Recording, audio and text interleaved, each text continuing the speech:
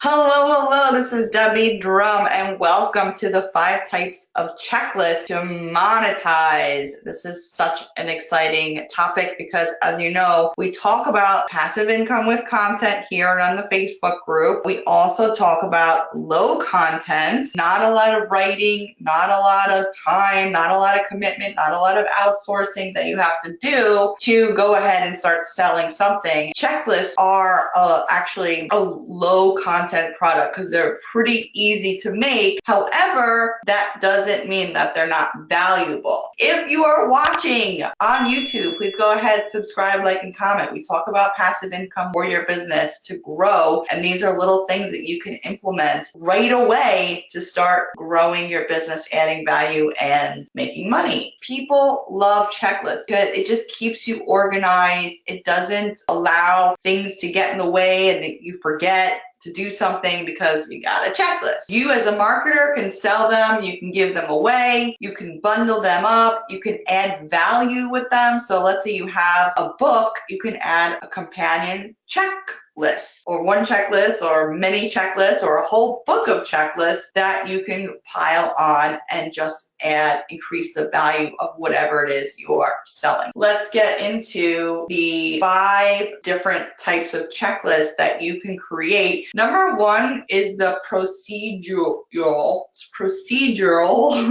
checklist. A procedural checklist is the most popular and most used type of checklist. Okay, this is a step-by-step tutorial arranged in chronological order. So it's just a step-by-step, do this, do this, do this, do this. Simple. So if you know any step-by-step process, like a step-by-step process to install WordPress, a step-by-step process on how to build a backyard chicken coop, a step-by-step process on how to eat a plant-based diet. That's a fad right now. So just an example of how you can lay out something for people, have them follow it, and then keep it forever, because these are things that they're going to probably be doing over and over again. I don't know about you, but I have procedures that I do over and over again, but I still go through a checklist because I don't want to forget to do anything. And some of the procedures that I have are literally like 20, 25, 30, maybe even 50 more steps. You can't manage all that in your head all the time. Second one is the Connective checklist. It's a list of connected ways, options, shortcuts, or similar items. Here are some examples. Places to find antiques to purchase. What to look for when purchasing an antique. Places to sell antiques. So kind of like a list. These items don't necessarily have steps involved, although they could. You can help people find jobs. You can be creative with the Connective checklist. All right. So this is more like maybe a list, maybe just like a quick guide type of thing. That's what I'm envisioning when I see the Connective checklist. The next one is called Discovery, and this type of checklist works users through a series of questions, tasks, and prompts so that the user can arrive at a useful conclusion. If you're helping anyone out of some kind of trouble that they're in, you're working with someone on getting them better with something, whatever it is that's happening in their life, you can take someone through a process and actually help that person along and come to their own conclusions, which is really amazing. And it's one of the reasons why I love really smart workbooks and these types of low content books, because you can really help people get from A to B. I've been through this, and I wouldn't necessarily say, a lot of times this is not a checklist. This could be like a whole questionnaire. It's more of a worksheet. Okay, next is the Interrogatory checklist. Okay, this style of checklist assumes that the person has already taken specific actions and then asks questions about these actions. Did you do this? Did you wake up and do your breathing meditation this morning? Did you wake up and do the exercise book as you promised to do in a previous module? Whatever it is. Especially if you're an expert at something, it really defines you as an expert, because you know where people can make a mistake, maybe, forget to do one thing in the process, or maybe it's a hard thing in the process. You could get in there and really see if the person is going and following through these steps that they can't leave out. So I like this down here, the difference between the interrogatory and procedural is the procedural checklist would check that the user had chosen a title for their blog. The interrogatory checklist also asks users to be sure if they've chosen a good title. So maybe taking them through and saying, did you do this, this, this, this, and this to get yourself to have a good title? And the last one is diagnostic. The idea behind this checklist is to diagnose and fix problems, errors, and mistakes when things aren't working properly. So it lists things out, the 37 steps to take to improve your sales letter. Fix helps you fix things, right? The diagnostic. I'm like, oh, I already did all this and I followed everything in the checklist, but here are the different problems that you could be having, and now I still am helping you find the solution.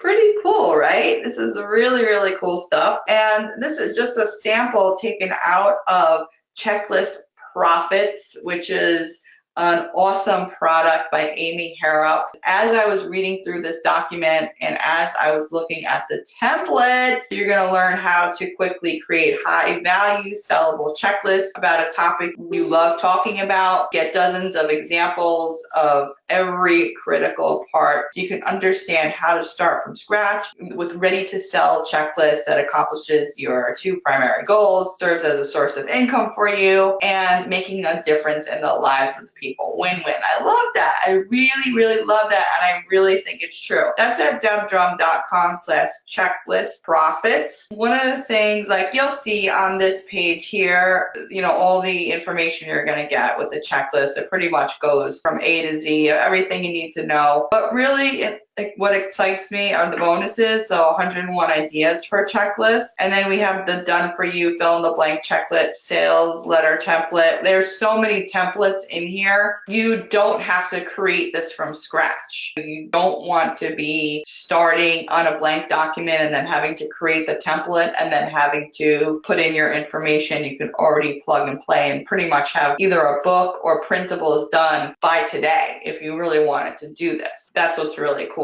Do you personally sell checklists? I don't sell checklists directly on different sites. I do checklists inside of products, which is kind of the next level when it comes to doing these types of checklists. There's more income to be made with coupling another product with the checklist because it adds value, and that's one of the benefits that I talked about earlier. I actually buy checklists from other people to resell them myself. So there's so many different stages of the content business, and then niching down to the checklist business. Okay, and you're going to actually learn that inside of this the PDF, which I really like. You can learn about how you can monetize checklists and all the different ways that you can monetize it. If you just look up checklists and you go to different marketplaces like Amazon, Etsy, Google will be your guide pretty much. And you can find places where they are selling